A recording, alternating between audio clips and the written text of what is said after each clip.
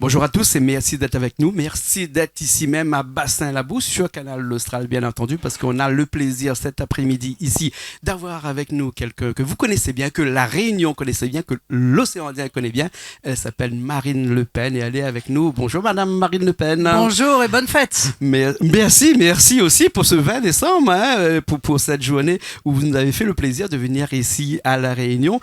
Et on va commencer tout de suite, si vous voulez bien, pour pas perdre trop de temps. Il y a quelqu'un qui a dit qu'il n'y a pas de politique qui vaille en dehors de la réalité. C'est le général de Gaulle qui a dit ça. Et on va rester dans la réalité parce qu'on va pas faire trop de politique nationale parce que ça, vous l'avez fait tellement, mais on va rester dans une politique un petit peu plus régionale, c'est-à-dire ici même à l'île de la Réunion, avec des choses qui nous sont chères ici à la Réunion. Mais j'ai parlé cher. On va parler tout de suite de la vie chère, si vous voulez. Oui, on va parler de la vie chère ici à La Réunion. C'est quand même un problème, puisque on sait qu'à La Réunion, il y a à peu près, en moyenne, 7% de vie plus cher qu'en France, et sur les matières de priorité, les matières nécessaires comme l'alimentation, c'est quand même entre 27 et 28%. Ça fait quand même une grande marge. C'est pour ça peut-être que on a ce qu'on appelle ici la vie chère, que nos amis professeurs dans l'éducation nationale, par exemple, ils ont, enfin en tout cas tous les gens qui sont dans le rectorat, ils ont cette vie chère là. Ici, la vie est chère. Et qu'est-ce qu'il faudrait d'après vous pour la rendre un petit peu moins chère? Alors la vie est chère et puis elle est chère de manière en plus injuste, c'est-à-dire qu'elle est chère particulièrement sur les produits de l'alimentation, vous l'avez dit, 27-28% de plus qu'en métropole. Donc ça, comme on sait que dans un budget, le coût de l'alimentation pèse beaucoup plus lourd pour les familles modestes, c'est d'autant plus injuste. Donc je crois qu'il y a une première chose à faire de manière urgente, c'est réformer profondément l'octroi de mer. C'est en réalité en grande partie l'octroi de mer qui alourdit le prix des produits. Et moi, je considère que l'octroi de mer ne devrait pas exister. Il devrait être supprimé pour les produits qui viennent de la métropole, les produits qui viennent de l'Union européenne et les produits qui ne rentrent pas étrangers, qui ne rentrent pas en concurrence directe avec des productions qui sont des productions locales. Ça veut dire qu'en fait, on arriverait à une situation où plus du 3/4 de l'octroi de mer serait supprimé. C'est un peu plus de 300 millions d'euros qui seraient rendus ainsi aux consommateurs réunionnais. Je pense que ça pourrait vraiment avoir une influence extrêmement efficace. Alors évidemment, on va me dire, ah oui, mais l'octroi de mer, ça existe depuis 1653, je crois. Elle a été faite en Martinique. Donc, si vous décidez de changer l'octroi de mer, il faut changer l'histoire aussi, parce que c'est quand même 1650, ça date de pas mal de temps. Oui, l'octroi de mer, c'est 430 millions d'euros ici à La Réunion, c'est 20% à peu près du budget des communes. Voilà, c'est ça. Donc, pour l'enlever. Non, c'est pas compliqué. C'est ce que je vous disais. Si on considère que 3/4 peuvent être supprimés, ça fait donc 300 millions.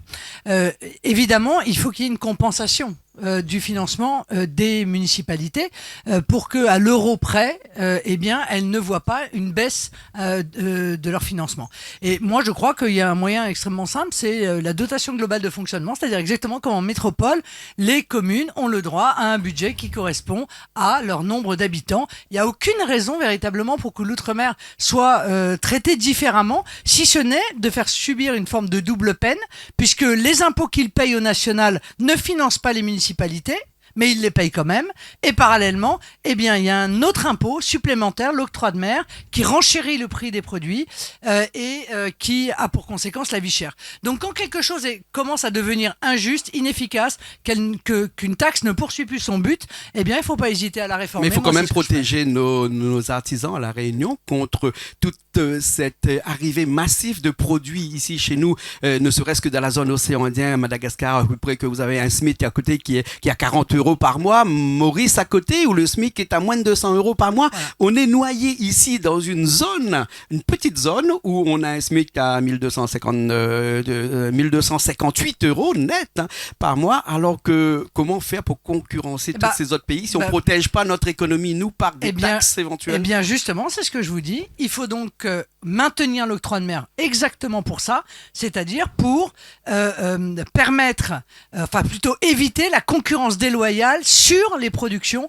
qui sont les productions réunionnaises. Donc dès qu'un produit étranger arrivera et qu'il rentrera en compétition avec une production réunionnaise, alors pour le coup, l'octroi de mer s'appliquera.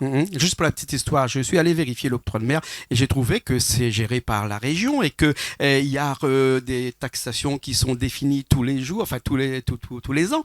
J'ai trouvé que le papier journal était taxé en octroi de mer à 0%, que les humains étaient taxés à 0%. Par contre, le papier toilette à 15%, j'ai pas compris.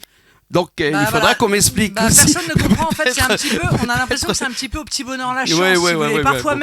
Et parfois même, pour certains sujets, pour certains achats individuels, un peu à la tête du client. Donc, tout ça, ça nourrit un peu un sentiment d'injustice qui est pas bon. Bien sûr, bien sûr. On connaît votre sentiment là-dessus, hein, mais on connaît aussi votre sentiment sur un sujet qui vous tient à cœur beaucoup, parce que vous en avez parlé beaucoup. C'est l'immigration. Mais on va parler pas de l'immigration en métropole, parce qu'on n'a pas les accords du Touquet ici à La Réunion, mais par contre, on a aussi, La Réunion aussi une petite plateforme pour pouvoir repartir ailleurs, surtout en Europe, par une population de l'océan Indien.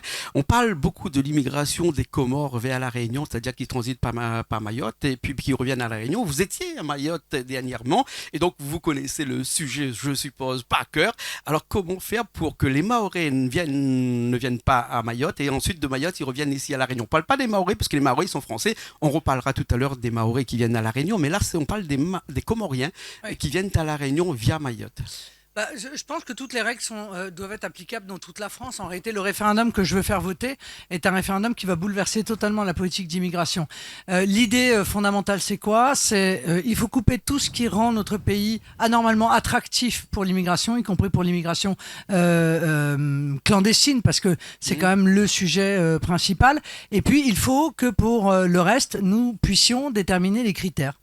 C'est le peuple français qui a le droit de dire qui peut venir, selon quels critères, à quelles conditions, quelles sont les exigences, parce qu'on a le droit aussi d'être un peu exigeant, quelles sont les exigences que nous portons et quand est-ce que nous considérons que les personnes doivent repartir, par exemple, quand elles ont commis un crime ou un délit, même si elles sont en situation légale, je considère qu'elles n'ont plus rien à faire, en l'occurrence sur le territoire, parce qu'elles ont violé deux lois, la loi de l'hospitalité et la loi française. Donc, régler le problème de l'immigration est, je crois, une urgence, parce que quand je vois ce qui se passe à Mayotte, on voit qu'il y a un processus qui est un processus d'effondrement en fait de la société mahoraise. Alors, il est évident que compte tenu de la situation de l'immigration à Mayotte, il y a une forme d'exode pour les Mahorais. C'est-à-dire qu'ils n'ont pas d'autre choix, si vous voulez, que de partir. Partir en métropole ou partir plus près à La Réunion. Je pense que, je ne sais pas si chacun, obligatoirement, même si c'est pas loin, prend véritablement conscience de comment ça se passe là-bas. Je veux dire, les Mahorais sont pas 270 000. Ils sont 450 000. Ils sont 450 000 ou 500 000, d'après ce que disent les décideurs locaux. Mais on ne sait pas, hein, il y a quand même 50 000 où on ne sait pas. Hein, on n'a pas compté. Oui, non mais d'accord, on ne sait pas, mais c'est bien le problème. Parce que le problème, c'est que les services publics, eux, ils sont conçus pour 200 000 personnes. Donc vous imaginez que si vous mettez 2,5 fois de population de plus, eh ben, il y a des problèmes d'eau, il y a des problèmes de transport, il y a des embouteillages, et la justice est complètement asphyxiée, la santé est asphyxiée et l'enseignement est asphyxié. Donc c'est pour ça que les Mahorais fuient. Et c'est un exode qui est une honte dans la France du XXIe siècle. Les Mahorais sont des départements. Depuis 2011, ils sont devenus départements français. C'est-à-dire qu'ils n'ont pas les mêmes droits que nous, on a à La Réunion. Prenons le quart du RSA qui est à 280 € à Mayotte et à La Réunion à 560 €, presque 600 €, avec une seule personne. Hein. S'ils sont à 2 ici à La Réunion, c'est 1100 € à peu près. S'ils sont à 3, c'est 1200 €. C'est normal que le Mahorais, qui lui vit avec 280 € là-bas, il préfère prendre l'avion et puis revenir ici parce qu'avec une carte d'identité, il peut venir ici à La Réunion facilement. Et ensuite, il loue sa maison là-bas et puis après, il reste à La Réunion. Et ensuite, on va parler tout à l'heure des problèmes de logement et on s'aperçoit qu'ici à La Réunion, il y a beaucoup de problèmes de logement à cause de ça. C'est bien le problème. Il faut donc régler le problème de l'immigration clandestine à Mayotte. Et en réglant le problème de l'immigration clandestine à Mayotte, on réglera le problème de l'insécurité infernale qu'ils subissent, que personne n'accepterait de subir, et on réglera le problème de cet exode forcé qui les rend malheureux. Moi, j'ai rencontré des Mahorais, ils sont obligés d'envoyer leurs enfants loin d'eux. C'est une grande douleur pour eux, faut pas croire qu'ils le font avec plaisir. Donc, c'est bien de se rendre compte que en fait, la Réunion va subir aussi par ricochet, si vous voulez, la déstabilisation de la société mahoraise et qu'on ne peut pas s'en désintéresser parce qu'il y a un effet domino qui, à l'évidence, se ressentira dans les années qui viennent. Bien sûr, il y a une certaine diaspora française à l'intérieur de la France, comme ça on dit ça. C'est un petit peu un non-sens, mais quand même, ça existe et c'est chez nous ici à La Réunion. Madame Le Pen, on va parler, tout à l'heure on a commencé à parler de logement, on va parler de logement. Et en France, il manque à peu près 4 millions de logements, hein, et on en construit à peu près 200 000 par an. Ici à La Réunion, il nous manque 5 000 logements par an et on en construit beaucoup moins. Ici, les maires refusent de construire des logements sociaux parce qu'ils préfèrent payer, par exemple, les taxes, les amendes, hein, que de construire des logements sociaux. Qu'est-ce qu'il faudrait pour faire en sorte que les maires, on a des maires ici aussi avec nous cet après-midi, comment il faudrait faire pour faire en sorte que les maires puissent les inciter à construire des logements sociaux? Parce que vous savez bien que quand ils veulent construire des logements sociaux, il y a des gens qui vont arriver et leur petite cellule, leur bulle, comme vous avez dit aussi dernièrement, là, des lecteurs, ils vont peut-être disparaître au détriment d'autres personnes qui vont arriver. Donc ils ont peur, donc ils préfèrent ne pas construire des logements sociaux et faire en sorte que dans leur ville, il n'y a personne qui arrive et puis ils sont tranquilles.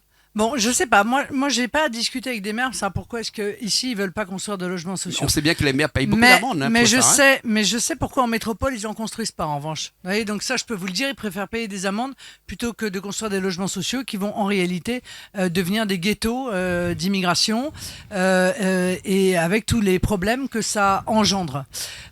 Et donc on est dans un cercle vicieux, c'est-à-dire quand même plus rien ne se fait. La société encore une fois s'arrête parce que le trop-plein d'immigration bloque le fonctionnement de la société.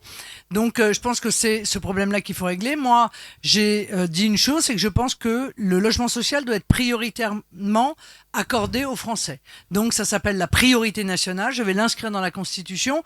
Elle sera votée par référendum juste après mon élection et ça permettra de servir d'abord les Français, pas seulement les Français, mais d'abord les Français dans l'accès au logement social parce qu'aujourd'hui, pour beaucoup, ils n'y ont plus accès et je considère que ça n'est pas normal. Mais c'est vrai que il y a aussi, si vous voulez, la volonté, les investissements qui ne se font pas. Et quand je propose de rétablir les exonérations, enfin de défiscalisation Girardin, qui ont été détricotées au fur et à mesure des années, c'est parce que je sais qu'il faut ce coup de pouce fiscal pour qu'on ait à nouveau des constructions de logements sociaux, si tant est qu'on trouve le foncier, parce que bien ça, sûr. C'est encore un autre problème. C'est un autre problème. Sur une île, il y a évidemment des problèmes de foncier. Et qui n'est pas extensible. Et on a un gros problème ici sur l'île, c'est un problème d'indivision, parce qu'on a beaucoup de terrains qui sont en indivision. Vous savez qu'ici à La Réunion, on est le deuxième département après la Corse à avoir le plus grand nombre d'indivisions. Moi, j'ai fait des calculs, j'ai vu sur un terrain qui faisait 400 mètres carrés, il y avait 3000 héritiers, pour vous dire. Donc, non, mais c'est vrai, ça fait beaucoup. Hein, et de plus on attend, plus ça fait effet boule de neige ou théorème de Nénuphar, comme on l'appelle ça. Et bien après, c'est impossible à gérer. Donc c'est pour ça que le gouvernement, il faut absolument qu'il trouve quelque chose pour ça, parce que sinon on va avoir des verrues un petit peu partout, surtout en ville de Saint-Denis où on a des belles villas créoles qui sont abandonnées depuis 10-15 ans. Voilà. Hein. On va passer à autre chose. On va passer à quelque chose de beaucoup plus léger ou beaucoup plus important aussi, hein, c'est-à-dire l'énergie et l'écologie, parce que j'ai l'impression que ces deux-là marchent un petit peu ensemble. Alors La Réunion, vous avez vu, on est vert ici, hein, on est dans un endroit qui est propice à l'écologie et à l'énergie aussi, puisqu'on a un système à La Réunion où 90% des maisons sont chauffées au solaire. Hein. On a quelques éoliennes, mais je sais que vous n'aimez pas les éoliennes. Non. Et je sais aussi qu'à La Réunion, on est en train d'essayer de les enlever. Là, ici, il y a les éoliennes, surtout à Sainte-Suzanne. Ici, là, il y a oui, exactement. Enfin, la raison on commence revient. À les enlever. On commence à les enlever. Hein. Voilà. Est-ce que vous pensez que La Réunion est un exemple pour la France en matière d'énergie et en matière d'écologie? Non, mais il n'y a pas d'exemple. Vous imaginez bien que, si vous voulez, le photovoltaïque, c'est exemplaire à La Réunion. Vous croyez qu'à Hénin-Beaumont, on va pouvoir mettre du photovoltaïque dans le Pas-de-Calais? Non, mais on n'a pas de centrale nucléaire ici. Hein. Non, mais ça marche pas, vous voyez. Donc, moi, encore une fois, je fais preuve de bon sens dans le domaine de l'énergie. D'abord, je tiens à rappeler quand même aux Français, à tous les Français, que nous sommes les champions du monde de la propreté. Grâce au général de Gaulle qui a fait l'investissement dans le nucléaire, on est les premiers de la classe. Donc, on se fait donner des leçons en Europe ou dans le monde, alors même que nous sommes les premiers de la classe et que, en l'occurrence, c'est nous qui devrions donner des leçons, notamment à l'Allemagne, qui a fait le choix de la suppression du nucléaire, avec évidemment la réouverture de charbon, gaz, etc. Bon. Mais, donc je ne suis pas opposé, évidemment, aux énergies qu'on appelle intermittentes. sauf qu'il faut les adapter. Donc je suis fondamentalement opposé aux éoliennes. C'est laid, ça défigure le paysage, ça crée des nuisances qui sont infernales. Ça tue les oiseaux. Quand ça tue les oiseaux, quand il y a une éolienne quelque part, le prix de l'immobilier autour baisse de 40%, donc ça ruine les gens. Bon, donc tout ça, on peut les mettre en mer penser. peut-être. Non, enfin en mer, mais le problème c'est que c'est jamais en mer loin. C'est en mer près, c'est-à-dire que ce sont les pêcheurs qui en subissent les conséquences. On leur dit non, mais attendez, vous allez voir, tant qu'on les construit, vous pouvez pas y aller, mais quand elles seront construites, vous pourrez y aller. Mais en réalité, il n'y a pas un endroit au monde où dans un champ d'éoliennes, les pêcheurs ont le droit d'aller ou on a le droit de naviguer. Donc il faut arrêter de leur raconter des mensonges. En revanche, le photovoltaïque, dans le sud de la France, en outre-mer, oui, bien sûr, évidemment qu'il faut développer cette énergie intermittente qui est plutôt propre. Pardon, je dis plutôt propre. Je sais. Parce que j'essaye de voir la propreté, moi, pas seulement sur la production pure d'énergie, mais sur la construction, jusqu'à l'importation, jusqu'au retraitement. Et là, on s'aperçoit que les énergies dites propres le sont beaucoup moins que ce qu'on peut bien imaginer. Bien sûr, mais c'est de toute façon quelque chose qui est positif, d'essayer de diminuer au maximum le CO2. Mais tout ça ne servira à rien, j'essaye d'élargir un peu le débat, si on continue avec un modèle économique qui est un modèle économique qui consiste à aller faire fabriquer à 10 000 km pour aller consommer 10 000 km plus loin et retraiter dans les pays pauvres qui ne peuvent pas faire autrement que d'accepter de recevoir en réalité nos déchets. Ce système-là est un système mortel, il est fondé sur des accords de libre-échange que je condamne, c'est pour ça que moi mon modèle c'est le localisme, c'est le juste échange et pas le libre-échange, le juste échange, avec l'idée que la vraie écologie, ça consiste à produire au plus près et à retraiter sur place. Voilà. L'écologie fait aussi que les gens se vivent bien parce qu'une centrale nucléaire à côté, c'est une épée de Damoclès aussi sur la tête de tous les habitants. Parce que si ça explose un jour, on ne sait jamais. Parce que le risque zéro n'existe pas. Non, mais le risque zéro n'existe pas. Mais honnêtement, en matière de maîtrise nucléaire, je crois qu'on est quand même les champions du monde. Mais ce que je veux dire, c'est que sur la philosophie de la politique que je défends, moi, je défends l'enracinement. Voilà. Et quand on est enraciné, encore une fois, on est responsable de la terre où on est né, la terre où on veut que ses enfants grandissent. Et donc, on est spontanément écologiste. On n'a pas envie de détruire l'endroit où on vit. Donc, le fait de pas être en permanence dans une espèce dans une sorte de mobilité qu'on nous impose en disant mais non, il faut jamais être enraciné, il faut être mobile, un jour là, un jour là, un jour dans un autre pays. Non. Parce que si on fait ça, alors plus personne ne sera responsable en réalité de l'environnement. Moi, je considère que l'enracinement pour lequel je plaide est un gage en fait de respect de l'environnement et d'écologie. D'accord, vous n'avez pas répondu à ma question au départ qui était est-ce que la Réunion pourrait être une terre d'exemple pour les autres en matière d'écologie et d'énergie? Oui, c'est difficile parce que vous savez qu'à la Réunion, on a de l'électricité propre beaucoup. C'est bien, vous avez on a l'hydraulique par exemple, sûr, on a biomasse. le solaire, on a la biomasse. Bien sûr. Et on va aller sur un autre sujet qui est intéressant, qui est l'agriculture, parce que vous savez que les 2 usines à canne qui sont ici à la Réunion produisent avec de la bagasse 10% de l'économie énergétique de la Réunion. Donc ce qui veut dire que ça c'est de la canne à sucre. Et on va arriver avec l'agriculture, avec cette problématique de la canne à sucre ici, parce que là aussi c'est un autre problème d'épée de Damoclès sur la tête de nos agriculteurs. On a un agriculteur qui est là-bas qui vous a accueilli tout à l'heure, il s'appelle Patrick, il est chez nous depuis très longtemps. Patrick, il a 13 hectares de terrain, et 13 hectares de terrain plantés en canne à sucre. Et quand je lui ai demandé tout à l'heure en arrivant quel est son salaire tous les mois, il me dit Jean-Claude, juste un petit peu au-dessus du SMIC. Ça, il emploie du monde, il travaille tous les jours, il est agriculteur, il plante de la canne à sucre et il a juste un salaire au-dessus du SMIC. La canne à sucre est subventionnée ici à hauteur de presque 40 millions d'euros par l'Europe. Si demain l'Europe arrête, comment ils font? Moi, je refuse ce discours qui consiste à culpabiliser en gros les agriculteurs en disant regardez, l'Union européenne vous subventionne de 40 milliards. Non. La canne à sucre à Maurice coûte 3 fois moins cher. Non. L'Union européenne a supprimé les quotas sucriers qui font que du coup les agriculteurs se retrouvent en concurrence et ne peuvent plus faire face. Et c'est parce qu'ils sont dans cette situation-là que le gouvernement français est obligé de compenser la mauvaise manière qu'a fait l'Union européenne avec la complicité du gouvernement français de l'époque, pardon de le dire. Et donc, si vous voulez, on peut pas considérer que les agriculteurs sont en gros subventionnés, qui devraient remercier en fait l'Union européenne. C'est pas ça. On les empêche de travailler dans des conditions loyales en fait de concurrence, et après on leur dit vous nous coûtez de l'argent. Eh ben oui, c'est la contrepartie en fait des mauvaises décisions qui ont été prises. Aujourd'hui, il y a un débat sur la canne à sucre qui est le suivant. Les producteurs de canne à sucre, ils ont fait tout ce qu'on pouvait faire de possible. Honnêtement, ils sont allés au bout de la logique. Et c'est des gros travailleurs. Ils ont bossé comme des fous. Ils ont justement fait de la biomasse. Tous les déchets quasiment sont transformés, sont utiles. Ils peuvent pas aller plus loin que ça. On peut pas leur demander l'impossible. Donc, et aujourd'hui, on leur dit, non, l'aide qu'on vous apporte, qui est la conséquence de mauvaises décisions politiques, on va la rendre dégressive. Ça veut dire qu'en fait, on les condamne à mort. Oui. Donc ça, c'est pas possible. Donc il faut évidemment non seulement maintenir, mais très certainement augmenter en réalité cette aide pour la passer de 38 à 50. Vous voulez augmenter l'aide à 50%? Non, 50 de 38 millions, pardon, j'ai dit milliards tout à l'heure, pardon. De 38 à 50 millions d'euros. Voilà. Il y a 340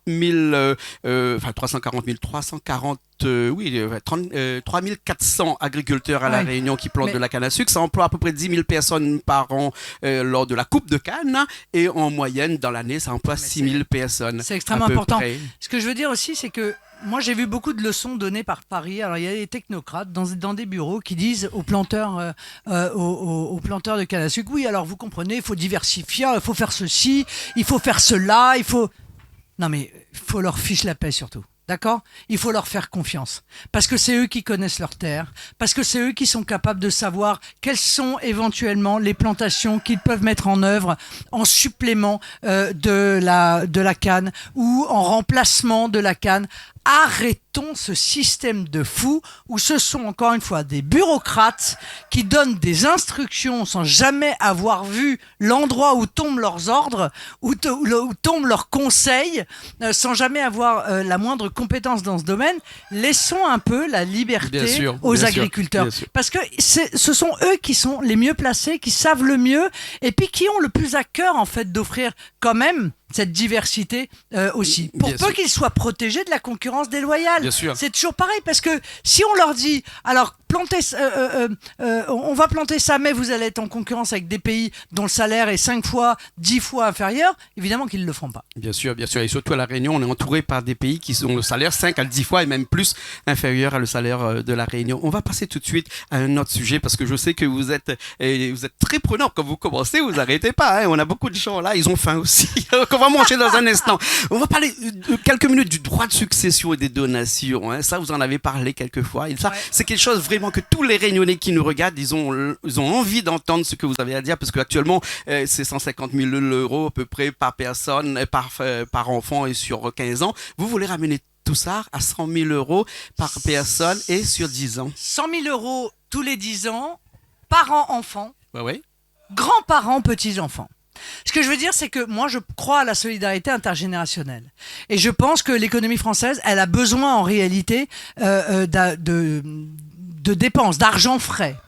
Or, en limitant à, je crois que c'est 31 000 € tous les 15 ans, la possibilité pour les grands-parents de donner à leurs petits-enfants, eh bien, on bloque totalement un argent que beaucoup de personnes âgées n'ont pas envie de dépenser, ne savent même plus comment... Leurs économies. Voilà, leurs économies, qui ne savent plus d'ailleurs comment dépenser. Enfin, je veux dire, s'ils ont une résidence ou 2 résidences, ils vont pas en acheter une 3e, ils vont pas faire le tour du monde à partir d'un certain âge. Donc, il faut leur donner la possibilité de donner à leurs petits-enfants. Je pense que c'est très important. Donc, parents, enfants, grands-parents, petits-enfants, 100 000 € tous les 10 ans. Et sur les filles ? Ça, c'est pour les attendez. Ça, c'est pour les successions. Non, c'est les pour donations, les donations. Pardon. Les donations, pour les pardon. successions. Pour les successions, sur les filles, sur l'immobilier, par exemple. Alors, sur les successions, alors les filles, c'est autre chose, c'est un autre impôt, on en parlera. Mais sur les successions, moi, je veux exonérer d'impôts les successions jusqu'à 300 000 € pour les biens immobiliers. Voilà, je D'accord. crois que quand on a construit une maison, qu'on a acheté une maison, on l'a acheté pas seulement pour soi-même, on l'a acheté pour pouvoir la transmettre. Et il y a quand même une relation très affective. Et bien souvent, des maisons de famille sont obligées d'être vendues parce que les gens n'ont pas les moyens de payer les impôts sur les successions de leurs parents. Donc, il faut que jusqu'à 300 000, ils se soient totalement exonérés d'impôts. Et puis, les biens professionnels aussi, et notamment agricoles, doivent être exonérés d'impôts sur les successions, pour peu qu'elle reste la propriété, évidemment, de la famille durant 10 ans. Parce que moi, je suis pour Sinon, il y a une spéculation. Voilà, moi je suis pour la transmission. Je veux que les enfants reprennent, quand ils le peuvent, le travail de leurs parents. Ouais, et ouais. voir des bois disparaître à la mort de quelqu'un qui a donné toute sa vie pour ça, parce que là encore, les enfants n'ont pas la possibilité de payer les impôts, c'est pas possible. Voilà. On va passer tout de suite à quelque chose qui intéresse un petit peu en tout cas, on a beaucoup de professeurs ici dans l'éducation nationale. Hein. Vous avez vu, hein, on est rempli ici. Canal Austral, on a beaucoup de retraités de l'éducation nationale. On a aussi beaucoup de personnes, Julie qui est de l'autre côté aussi dans l'éducation nationale. Il y a Andila Davy aussi qui est là. Est-ce que vous pensez que l'école française marche bien, l'école en France est bien? Non. Non, elle fonctionne pas bien, mais d'ailleurs, il n'y a qu'à regarder les résultats des classements internationaux où nous ne cessons de perdre du terrain.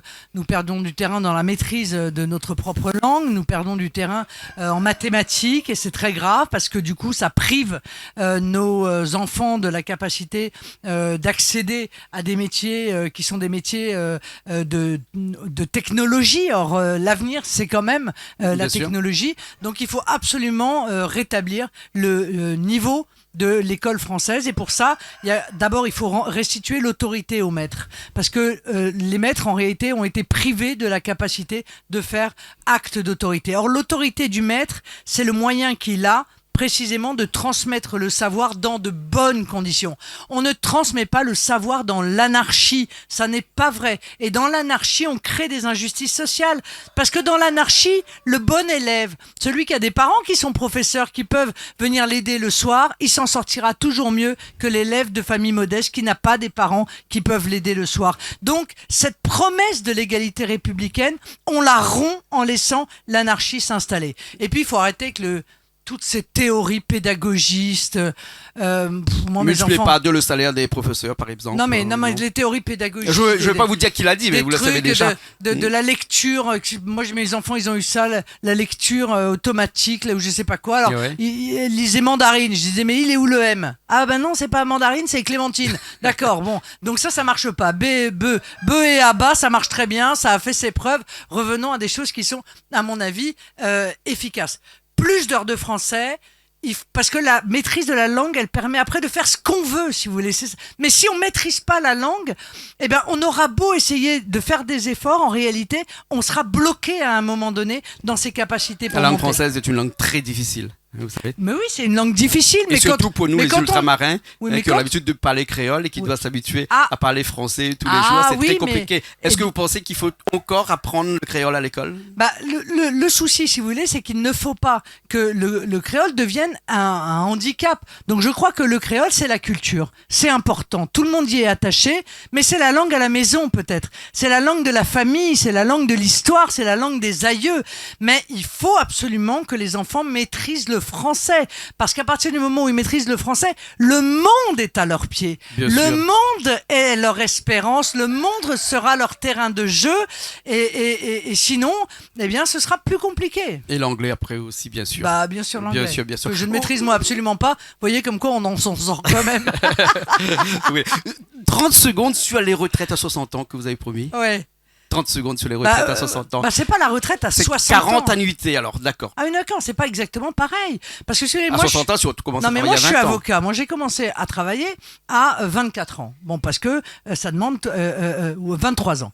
J'ai commencé à travailler à 23 ans. Moi, que je travaille jusqu'à 63 ans, il n'y a aucun problème, je veux dire. Il n'y a pas de problème de pénibilité, par Non, exemple. mais il n'y a aucun problème. Mais celui qui porte des cailloux, quoi, et qui a commencé à 20 ans, bah, je suis désolé de vous dire qu'à 63 ans, continuer à porter les cailloux, c'est quand même vraiment trop dur. Donc, c'est aussi une vision de la société qui est la nôtre. C'est comment est-ce que nos parents vont vivre l'automne de leur vie, en fait. C'est ça la vraie question. Parce qu'on dit il y a un allongement de la durée de la vie, certes, mais il n'y a pas d'allongement de la durée de la vie en bonne santé. Donc, il y a quand même une forme d'injustice à réfléchir ainsi. Moi, je pense que nous avons parfaitement les moyens de rétablir ces 40 annuités. J'entends, moi, des candidats à la présidentielle qui parlent de 63, 64, 65 ans, mais donc avec 43, 44, 45 annuités. Mais ça veut dire qu'on ne pourra pas prendre une retraite pleine avant 70 ans. Mais enfin, c'est inhumain pour des travaux qui sont des travaux durs, manuels, la nuit, dans le froid. Il y a beaucoup de gens qui travaillent comme ça. Il faut renflouer les caisses de la caisse de retraite. Il n'y a pas retraite, que des gens qui travaillent dans des bureaux. Oui. Il y a aussi des gens qui travaillent physiquement. C'est dur. Il faut renflouer les caisses de retraite. Moi, j'ai un moyen pour renflouer les caisses de retraite. Faire des enfants. Ah, vous êtes pour la natalité, vous. Voilà, faire des enfants et créer du travail. Parce que c'est sûr que si on considère que le chômage de masse est une fatalité, alors oui, c'est sûr, on ne peut plus sauver notre système de retraite. Mais si on considère qu'on se met en condition de pouvoir créer de l'emploi et de faire des enfants, eh bien, là, il n'y aura aucune difficulté pour notre système de retraite. D'accord. Madame Marine Le Pen, on arrive à la fin de cette émission, encore 2 questions, mais une question qui me concerne un petit peu plus personnellement, parce que moi, je suis le roi ici à La Réunion des pertes de points. Vous savez, quand je conduis sur la route, je regarde jamais, moi, ces trucs qui sont là, hein, et je perds des points tout le temps. Voilà, j'ai perdu des points tout le temps. Moi, j'ai perdu mon permis au moins 2 fois, déjà. Je l'ai repassé aussi. Donc, j'ai entendu dire que vous étiez pour l'abolition de ce permis à points. Bon, expliquez-nous. En réalité, je suis surtout pour la suppression de la perte de points pour les excès de vitesse de moins de 20 km/h. Pourquoi ? Parce qu'en fait, on s'aperçoit que ce sont bien souvent des fautes d'inattention qui n'ont pas un caractère de gravité, qui entraînent la perte du permis de conduire. Alors que des délits graves soient sanctionnés par la perte du permis, moi je suis parfaitement d'accord. L'alcool au volant, tous ces faits qui sont graves, les très grands excès de vitesse, c'est inadmissible, il y a des règles, il faut se protéger soi-même, mais protéger la vie des autres. Mais honnêtement, les dépassements de vitesse de 20 km/h, qui sont la majorité des pertes de points, et qui fait que des millions de Français n'ont plus leur permis, et bien souvent d'ailleurs conduisent sans permis parce qu'ils n'ont pas les moyens financiers de 15% de la population réunionnaise conduit sans permis. Ça n'est pas cohérent, voilà. C'est pas cohérent, et quand quelque chose n'est pas cohérent, il faut le changer. D'accord. Dernière question. Après, on va manger parce que je sens les marmites qui commencent à bouillir de l'autre côté avec quelque chose qui nous concerne bien ici à La Réunion, c'est cette fameuse route du littoral qui ne se finit jamais. Déjà 1 milliard, 600 000 euros investis déjà. Il manque encore 600 millions à peu près pour la finir. On a fait un bout qui est sur pilotis qui fonctionne très bien, qui a fonctionné très bien. La deuxième partie est sur Remblai, c'est-à-dire sur Déblai et Remblai vers la mer. On n'a pas compris pourquoi cette solution a été faite. Enfin, on le sait. Personne n'a compris pourquoi. Enfin, nous, on a compris un petit peu, mais vous savez. Il doit y avoir des gens qui ont touché, mais c'est comme qui avaient un intérêt dans le Remblai. Des gens, mais quand même, on va le dire. Tu vois ce que je veux dire ? On va le dire. Vous savez bien que les camionneurs ici à La Réunion, avant, toutes les routes étaient bouchées par les camionneurs. Aujourd'hui, on n'a plus de routes bouchées par les camionneurs. Et c'est parce qu'il fallait bien leur donner du travail. Hein. Aujourd'hui, on ne peut pas leur donner du travail parce qu'on n'a pas de carrière pour faire ce Remblai-là. Donc, c'est vraiment un gros problème et beaucoup d'argent investi. On ne sait pas aujourd'hui quand est-ce qu'on va pouvoir rouler sur cette route-là. Non, on ne sait pas. Mais c'est sûr que, si vous voulez, les ingénieurs de Bouygues, au départ, étaient Ils avaient proposé tout en pas de pilotis. Ouais. Ben voilà, ils avaient proposé tout sur pilotis et c'était complètement cohérent. Ça fonctionne partout ailleurs. Il n'y avait aucune raison d'aller chercher comme ça, de choisir ces remblais dont on savait très bien qu'on n'avait pas la matière première en plus. Si vous voulez, donc en amont, on aurait pu éventuellement ouvrir une carrière, je dis pas, mais on savait qu'on allait être obligé d'importer de Madagascar du caillou. Ouais. Bon, et on se retrouve aujourd'hui avec un chantier qui est hors contrôle, qui manifestement, d'après les prévisions, mais ça reste des prévisions, coûtera le double de ce qui avait été prévu. Moi, je me pose la question de savoir s'il faudra pas quand même une enquête parlementaire pour savoir les responsabilités des uns et des autres, parce que tout ça finit par devenir un peu suspect, je vous cache pas. D'accord, voilà. D'accord. Ça va être le mot de la fin. Alors, en tout cas, merci beaucoup, Madame Marine Le Pen. On va aller manger parce que vous avez cuisiné tout à l'heure un petit curry poisson rouge. J'ai été quand même bien aidé. Hein. Vous l'avez fait de A à Z. On va cuisiner. On va aller manger tout de suite. Vous aimez faire la cuisine ? Vous avez du temps encore à faire la cuisine ? Non, je suis très mauvaise cuisinière, mais je fais le phare breton très bien. Voilà, je tiens à le dire. Je reviendrai un jour pour vous faire un phare breton. On ne connaît pas, nous, ici, le phare breton. On connaît la galette bretonne, mais on ne connaît pas le phare breton. Voilà. En tout cas, merci beaucoup, Madame Le Pen. Merci à vous. Merci de votre invitation. Nous, on se retrouve une prochaine fois sur Canal Austral, bien entendu.